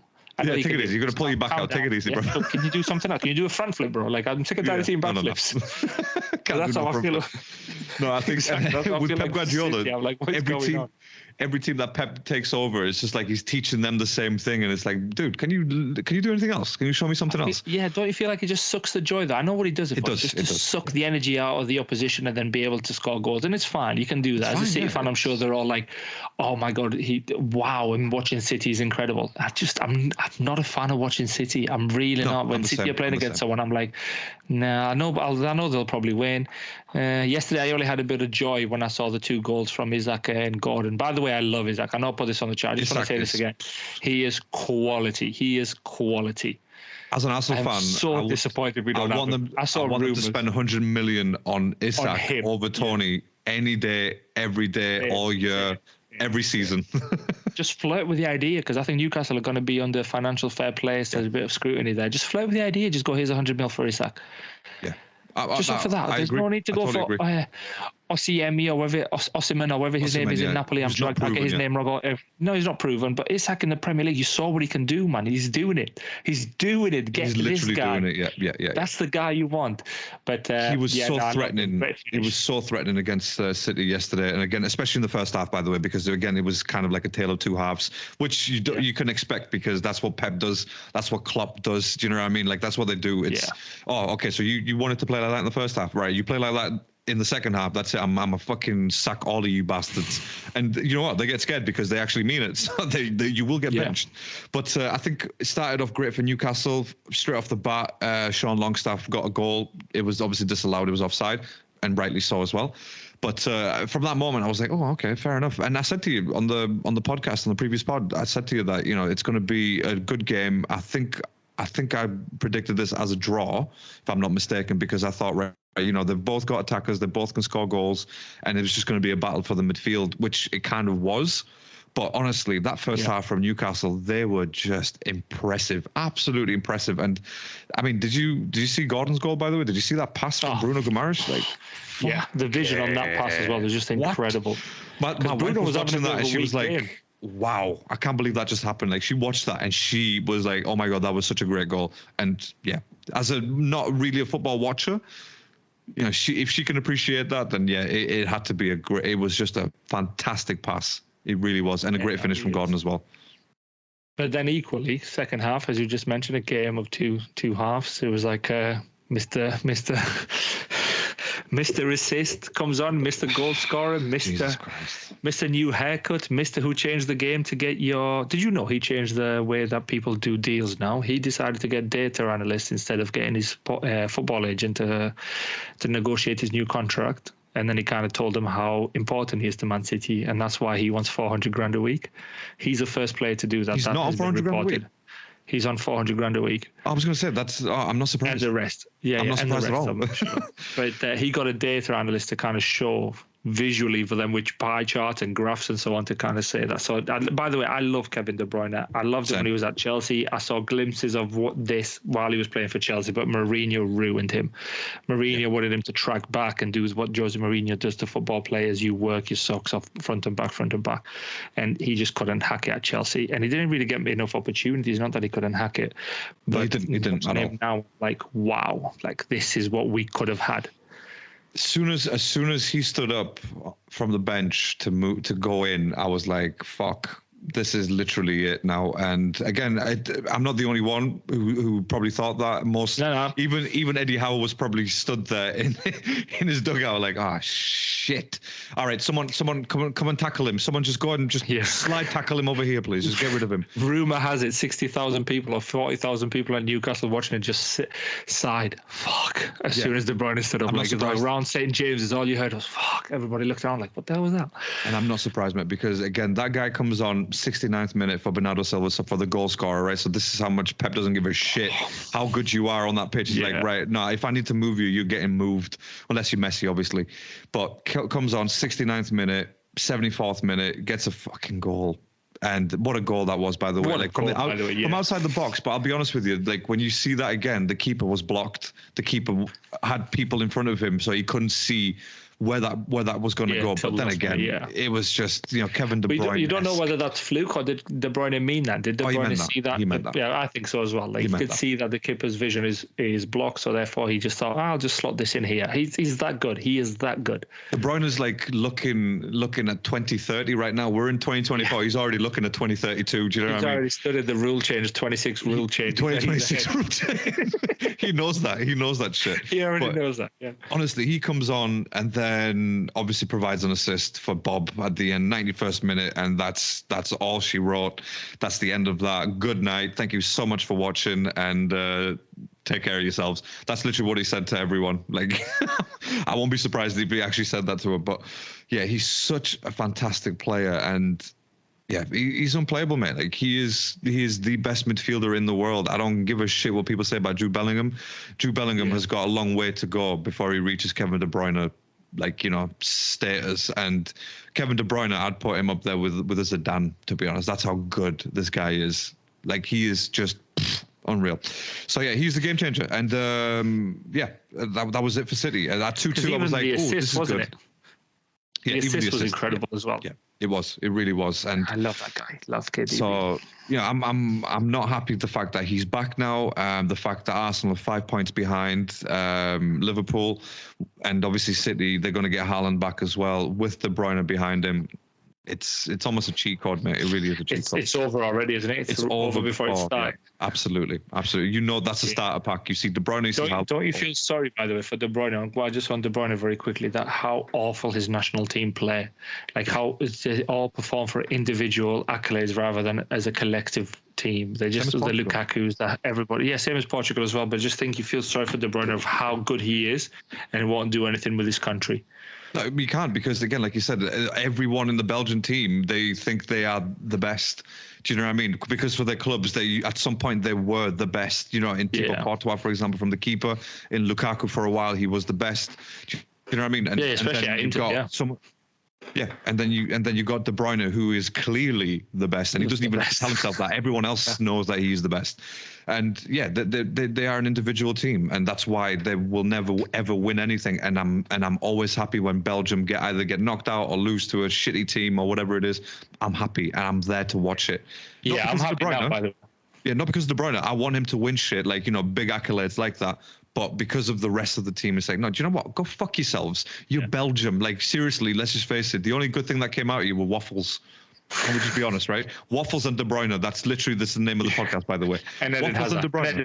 Don't forget. Oh, sorry, Eden. my bad. Don't forget man like Eden. Because that's forgetting because, I am now happy because back then I wanted De Bruyne because obviously I like De Bruyne and Eden Hazard. I wanted him Hazard, of course, to do something with his country. But once he retired, and then I'm just like, you know what, fuck you guys. And especially if Kevin De Bruyne is not playing, I'm like, you guys are just so shit as a team. I don't watch them. I don't watch them. Yeah. No, but if they played like a major competition, I think they went to the semi-final in the FA Cup, in the World Cup and so on, and they just got beat. Especially the one, and he's just like, a commentator always says, this is the golden generation for Belgium, and they do nothing. And that's the reason why. It's like Galacticos of Real Madrid. We've got too many stars who think they're stars. Yeah. It's not enough. You need some Conor Gallagher's in there just to do some running. It's a team. It's a team at the end of the day, mate. Like, that's literally what it is. You know what I mean? Like, for the France 98 World Cup, not many people will remember Emmanuel Petit. But he was very vital to that World Cup winning team. Do you know what I mean? Like, he really was. Yeah. Forget Zidane, forget Henry. Like, Henry wasn't even a big name back then in 98. Yeah. Yeah, he was good, but you know, he was learning his craft. But I'm saying, like, you need players like that, like Djokaev, for example, Johan Djokaev. You need players like that. Not many people will remember him. Love that. Yeah, exactly. Do you know what I mean? I remember he played for Bolton, believe it or not. Yeah, exactly. He played for Bolton, and again, this is what I mean. Is like, you need players who don't have that big name on the international stage to do the dirty work. Do you know what I'm saying? Like, not many people, like, obviously everyone will remember Messi for the 2022 World Cup, but they won't remember, what's his partner called? The guy who protected him everywhere. Yeah, De Paul, that's it. Yeah. Again, but you need players like that because you need players like that, and that's what I mean. So yeah, with De Bruyne, it's a shame. But, you know, in terms of individual talent, shit, he's unmatched. And I need him. I want him to win a Ballon d'Or once because he is a full, well-deserved. If they give Messi another Ballon d'Or, I'm going to flip. For what reason? Exactly. I don't know. Why did he get it the last time? What did he get it last time? Yeah. He played for a PSG team. He played for a wasn't even PSG. I think it's because he won the World Cup. That's why they gave it to him, because he won the World Cup. And they were like, it's not good. No, he wasn't good enough to be he's the best in the world for that year. Because he wasn't like, he got the best player in the World Cup, that's fine. Done, but he's not. You don't win a Ballon d'Or because you were good for a month at a tournament. No, absolutely, and he wasn't good for a month in the tournament. Like, just to be honest, he had a few good games. Let's say he was. Yeah, you don't get still not a good reason. That goes for the whole year for you to be like, oh, actually, you're the best in the world because you did perform really well for that month in the tournament. And tournament has its own reward. You got the best player of the tournament. Ballon d'Or is completely different. Yeah, I agree. There should be different criteria on how it's judged. What I'm looking for here, it's fixed. It's bullshit because obviously during COVID, Lewandowski should have won it and never did. They were like, oh, we're not going to do it this year, and then the next year, all of a sudden, Messi won it again or something like that. What the fuck? It's just bullshit. It's just bullshit. So yeah. Because let's just face it, when Messi in that PSG team, he should have been nowhere near that Ballon d'Or list. He was not good enough. Like, again, when you consider he won the Ballon d'Or the previous years because he was genuinely the best, but then you give it to him because he scored 15 goals in a PSG team that fucking did nothing. That's not good enough. Like, you know, you should probably take a Ballon d'Or back. And it's like, hey, you know what? Give me that back. Like, I think we were wrong. You're down to 6. Yeah. Give me that back. Stop it. Stop the madness. But no, I think, and when Ronaldo won them, he was genuinely the best player. Like, Ronaldo didn't get one because, if I get Ronaldo, we'll give him one. Yeah, go on then. Yeah. No, he worked his fucking ass off. And if he stayed with that Man U team before, obviously Ten Hag decided he was like, oh, I'm bigger than Ronaldo. It's like, mate, you will never, ever be bigger than Ronaldo, like, ever. Maybe in weight, but that's the only time. Do you know what I'm saying? But I don't think anybody's bigger than Ronaldo globally, to be honest. Absolutely no one ever. And again, I was always on the Messi camp, but that doesn't mean that I don't appreciate Ronaldo and how great he fucking was. Do you know what I mean? And if he stayed with that Man U team, he probably would have deserved the Ballon d'Or more than Messi fucking for his shitty World Cup. Yeah. Because again, Ronaldo would have carried a team, a whole team, and he did. He scored 25 goals the season before Ten Hag arrived. Do you know what I mean? 25 goals for a Man United team. Show me one player that, or do you know what? Fuck that. The combined squad of Man United this season, they have not scored 25 goals. Do you know what I mean? But Ronaldo was doing it by himself. It's like, I'll do what? 25 goals. Now that, mate. Do you know what I mean? A bit of a tut in it. Yeah, not that.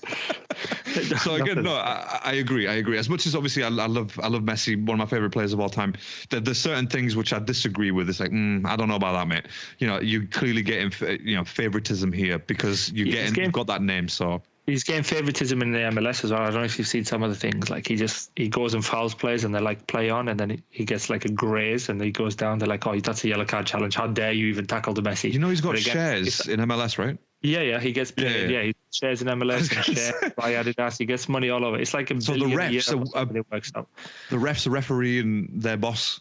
Their boss, yeah, literally that. So, do you know what I'm saying? But again, it goes back to that entertainment, isn't it? Let Messi do what he can do. How dare he take the ball off Messi? There is none of that competition. It's all entertainment in the MLS still, especially with Messi and the charades that Beckham's ball putting Messi, Suarez, Busquets, and Jordi Alba all in the same team. Spreading the sport. I know, but like you said before, though, like with the NFL, like you get a coach Belichick, for example, to coach out on the French team or the brand new American football French team, for example. Do you know what I mean? Yeah.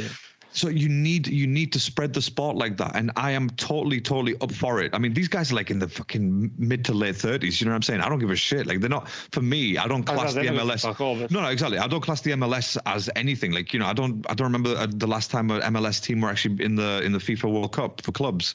I don't remember it. I think Chicago Fire maybe. Didn't you play Chicago Fire? Who did you Chelsea play when you won it? It was a Brazilian team, wasn't it? I think it was a Brazilian team. We played we played two. Obviously, we got beat one time, and we won the second time with Thomas Tuchel. But it's a team. But you're right. I've never seen an MLS team neither. But again, I just feel like for David Beckham's just done it because it's a new club, and he's just trying to get the biggest names there, which is fine. Which I totally understand. Because again, you get kids involved. Barcelona's, I'm just like meh. No, I agree. To be fair, two out of the four, I just can't stand. Busquets and Suarez, I just can't stand them. That's fair. But again, you can't deny the impact that they had on the game in the last 10, in Florida, 15 years, you know? Yeah, no, I agree with that, and I'm not taking anything away from being quality. Like I even said, Busquets should have deserved the Ballon d'Or or even a nomination before Jorginho did. Who the hell is Jorginho before Busquets on that holding midfield role? I agree. But I totally agree with you. Just as individuals and as sports people. That's fine. I agree.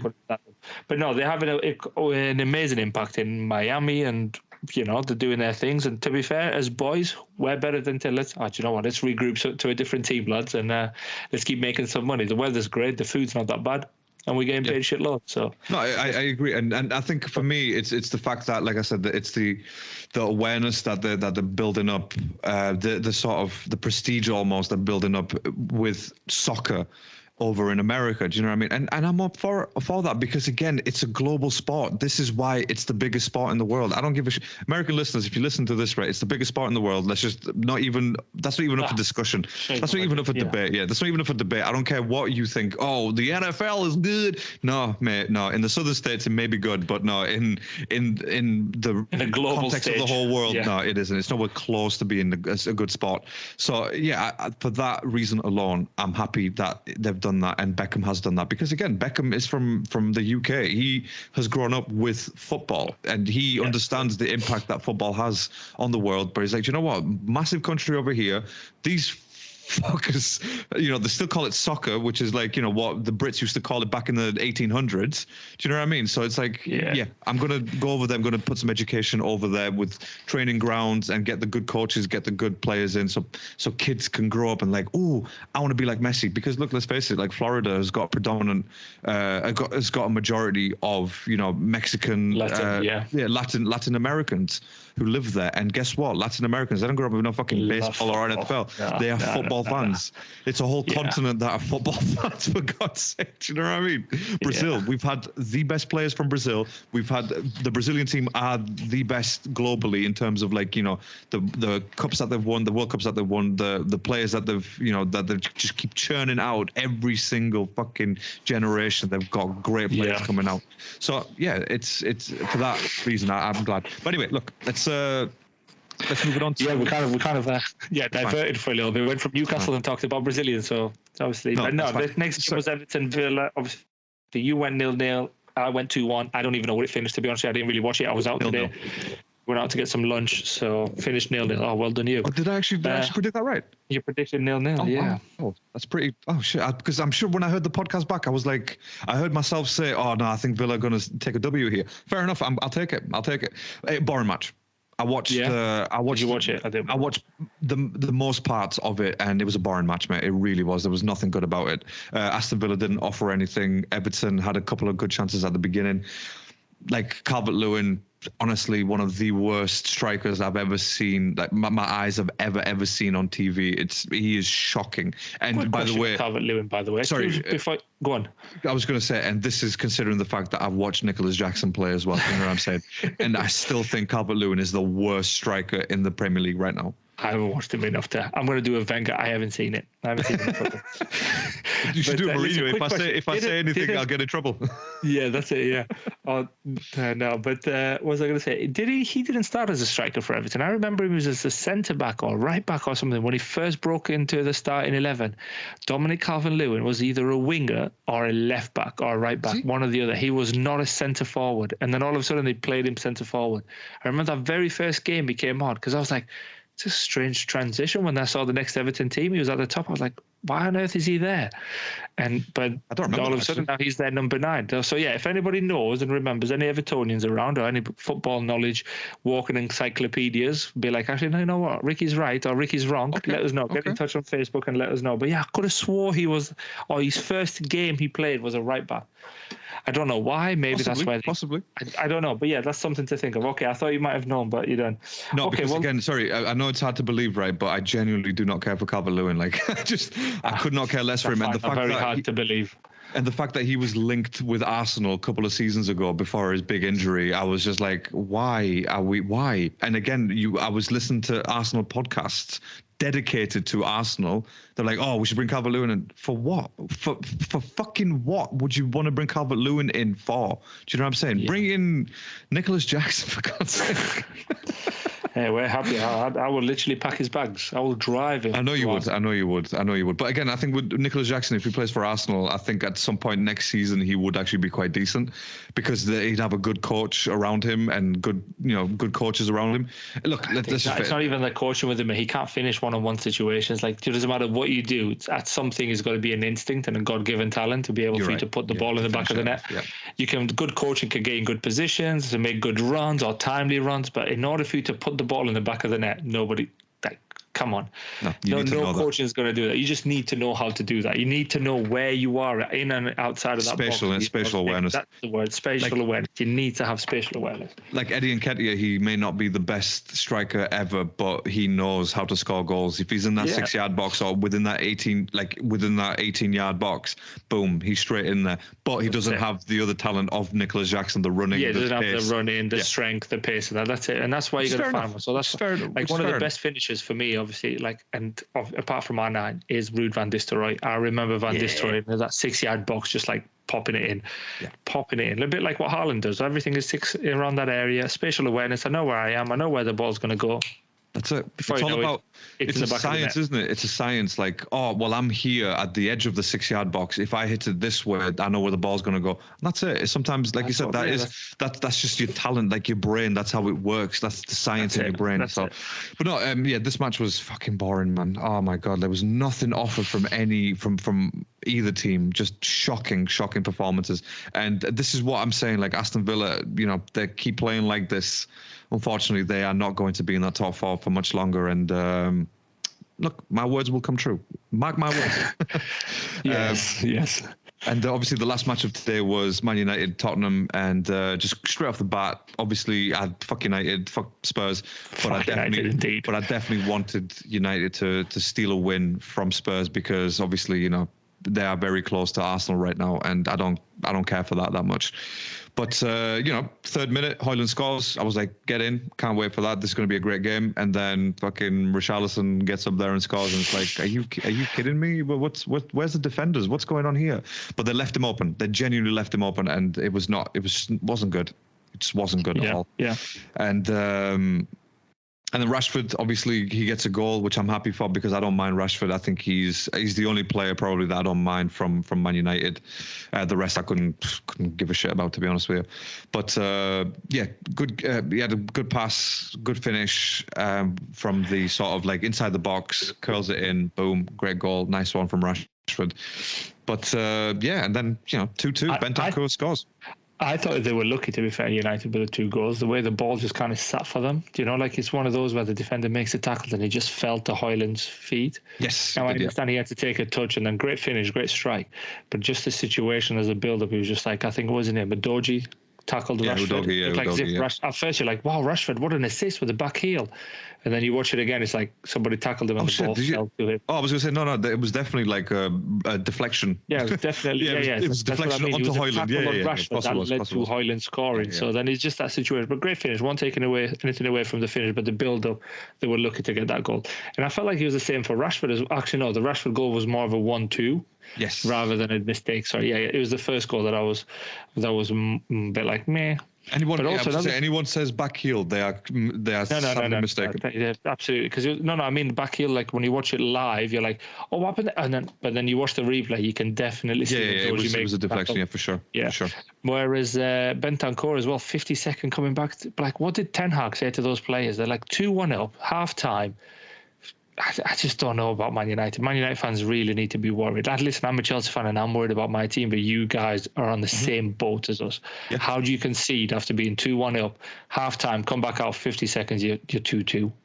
To be fair, Spurs should have won that for me. They were dominating the whole game. They really needed to put more pressure on United because the moment they put pressure, they scored. And we saw that, didn't we? Like 50 seconds in, like I said, 2-2, Bentancur.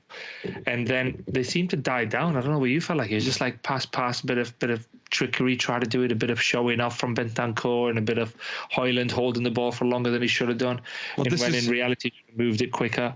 Stats speak quite loudly. And the first half, it was Tottenham who was sort of dominating in terms of the expected goals and whatnot, which again, you know how much I don't give a shit about that. Yeah. But the second half, both expected goals for teams were like literally 0.6 and 0.5.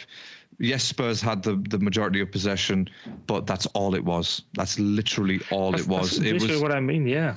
And again, I'm sorry to say it, and I keep saying it. I will always say it as long as I watch this Tottenham team play. They are not good. I'm sorry, but they are not good. The only thing they can do is counter-attack, and that's where United went wrong. They left spaces open for them. And again, Wan-Bissaka, he's all right sometimes, but again, he's not that great of a defender. Dalot, he made a couple of mistakes, which again could have been punished, but because it's Tottenham, it's the way of the way of the Tottenham. So as Conte used to say. I have a slight disagreement with you on that one. I do think they're playing some good football, to be fair. And this Ange guy, I really like Ange. I don't know if I'm being biased slightly because of not fanboying over Ange, but quite like him, the way he comes across in the media and the things he says. But also, Tottenham have been doing quite well. For me, they just took the foot off the gas. Like they were controlling, dominating. They had all the possession. That's what I'm saying. This is quiet. But this is the thing again. Like he's got some injuries in that. I didn't see not Bentancur play. Sorry, I didn't see what's his name. Sarr and Kulusevski, Sarr, Basuma. Not Basuma. What's the boy that I like in midfield? Basuma. Bissaka, which I don't know why you like him, but that's fine. That's because I like him because of that same thing as I say to you, like is when players run past a midfield player. I've seen him do that a couple of times for Spurs, and then a couple of times in 22 games, man. No. I don't watch all the Spurs games, but the games that I have seen, I've seen him do that. And I'm like, this is what I want from my midfielders. Rest of the games I watched, he got sent off against Luton, and I think he got sent off another time in that. But yeah, he did all right. I think he did well against you guys as well, to be fair, when I watched him at the Emirates. And obviously Maddison is missing. So yeah, there's things to come back for them. I think they will be all right. I do think they'll finish obviously in the Champions League places. I think they will. I think they'll finish in Champions League places, but I just don't think they're playing good enough football. I'll be honest with you. Because the rest of them, like again, the top four, it will be City, Liverpool, Arsenal, Tottenham. I have no doubts about that. Because the other teams below them, either they will run out of steam or they haven't been playing good enough. Like United haven't been good, Chelsea haven't been good, Newcastle are patchy at best. At best. Yeah. I mean, you put up a good fight against Man City, but at the end of the day, you lost that match. That's 3 points dropped. So it doesn't matter. Yeah, exactly. Do you know what I'm saying? So this is why I think with Tottenham, again, in the last couple of seasons where you think, oh my God, Tottenham are fourth, and they're a Champions League team. They're not. It's the other teams who are supposed to be Champions League teams. They haven't been good enough. Do you know what I mean? Like, and that's always my argument. I don't rate Ange that much as you do, and I don't know what it is about him, which I genuinely think he will turn out to be a fraud, like Ten Hag will. I don't think he's good enough for this league, and it shows because he seems to be one-dimensional.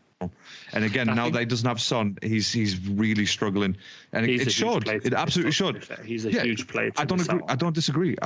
But then again, when you look at the United team, again, it's not, if United were at the very peak, if they had the Ronaldos, if they literally right at the peak of their powers, Tottenham would have just been wiped. absolutely would have been wiped. And again, I've seen enough Tottenham games this season to make that to come to that conclusion. And that's just not one game or two games. I've seen enough from Tottenham this season. And I've said this, how many times in the podcast I've said this about Tottenham. I've never changed my mind. And today proved exactly that, because they are not good enough, I don't think, they've improved from last year. To be serious. They've improved from where they have been, having those defensive managers, Mourinho, Conte, and all the rest of them. Like, they've improved massively. They're playing better. They're playing more attacking football, and I can see why Tottenham fans will be excited, especially when some players come back. Oh, I'm sure they'll be excited. Sonny coming back, Maddison coming back. I don't know why Kulusevski didn't play today. Kulusevski is much better than Brennan Johnson. He would have got more balls in the box. He would have took more shots. Brennan Johnson is quite weak. I don't even know why they bought him, to be fair. No. Is that Ange's signing, or is that Daniel Levy's signing? I guess we'll never know.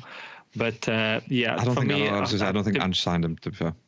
Ange probably just has no idea who Brennan Johnson is. When he was at Celtic, he had no idea who plays for Nottingham Forest on the right wing or something. But Maddison has been a great sign for. Once they get Maddison back, I think they'll start scoring goals again, because they were really scoring goals. That's why they were top of the league for a reason, until they got the injuries to the back. That's another thing today. They got the same back four. Sorry about that. I just hit the mic. But they got the same back four that they had when they played against Chelsea, with the injuries and the red cards. So it's interesting to see what they do next for Spurs. I don't know why we're spending so long on Spurs. Neither of us feel any type of way for Spurs, but they've got Brighton in the Prem. No, sorry, they've got Man City in the FA Cup on the Friday the 26th.